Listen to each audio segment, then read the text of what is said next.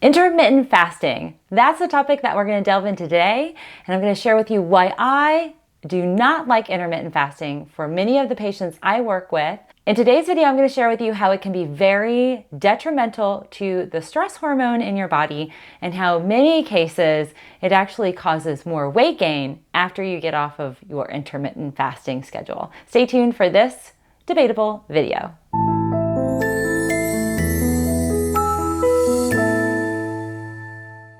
Welcome everybody, I'm Dr. Melissa Gallagher. I'm a naturopathic physician, and I don't think that there is a day that goes by that many of you don't ask me, write me, message me, shoot me messages on my phone, inquiring about my thoughts about intermittent fasting. And so I want to take the opportunity in this video to share with you why I generally am not a fan of intermittent fasting. So there's a caveat here that I want to share with you.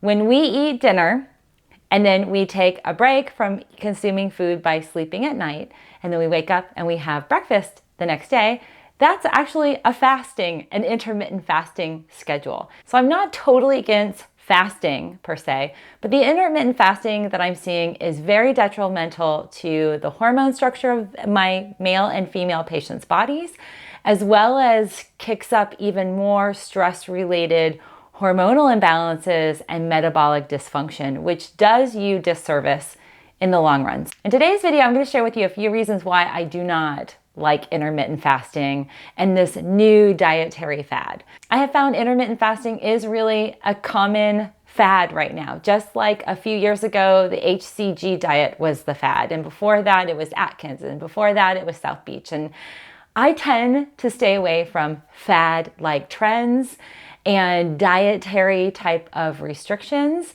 because I think it is something that places more stress on our body and our hormones in the long run. I am all about healthy lifestyles and healthy balance with both our food and managing rest and relaxation and exercise. Any type of extremes that we get into, and many of you who have been trying or are doing intermittent fasting, there's an extreme nature to this in that you often are skipping core meals that literally causes a trigger, a signal in your brain to think you are in starvation mode.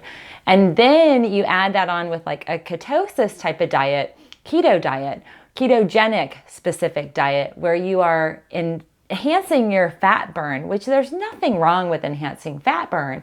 But over the long haul of intermittent fasting, I find that I am cleaning up more adrenal stress and adrenal fatigue.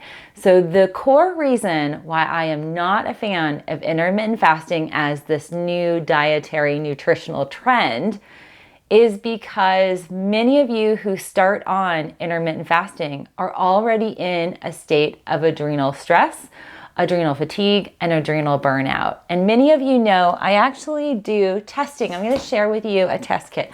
I do these saliva cortisol testing where I actually, in my clinic and to many of you who I work with virtually, I ship you guys these saliva vials that we do the cortisol testing. And I have not found one patient, not one, that has had any of the cortisol balances we would prefer. And it's actually, there have been adrenal changes from the ketosis, the intermittent fasting type of trend. And the long haul of keeping our body healthy and well and optimizing our wellness really does come into managing our main CPU, our control panel, and that's our whole endocrine system, and it's the caveman, cavewoman brain that we need to harness in a healthy way and not send any triggers or signals that we're in a stressed starvation mode.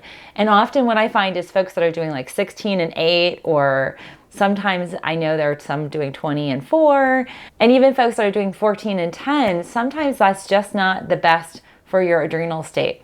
And for those of you who do want to do intermittent fasting or are currently doing it, to maximize the impact of your intermittent fasting, please do not ignore your adrenal glands and reach for supplementation and herbals that are adaptogenic, pro-adrenal supportive. And it might even be helpful for you to make sure that you work with a provider like myself that can recommend and prescribe adrenal support. Glandular adrenal supplements can be extremely helpful to help you minimize that cortisol impact, thereby limiting the cortisol impact if you are going to choose to do this diet. So that, friends, that's my opinion. I tend not to go really on a soapbox, but this is one I really feel I need to tell you some of the honest truth behind the scenes when I am testing individuals and working with folks that are already stressed and maxed out adrenally. Then they try and add on the intermittent fasting and it just doesn't work for them. So it does work for some people, but in the long run, globally, for optimizing your health, it's just not great. I welcome lots of communication, questions from you guys down below, and discussion because I do love engagement with you guys. So I'd love to hear your thoughts. And if you are experiencing any adrenal dysfunction, I'd love to be a resource. That's one of my specialties. Thanks, everybody. Have a great day. I'll see you on Sunday.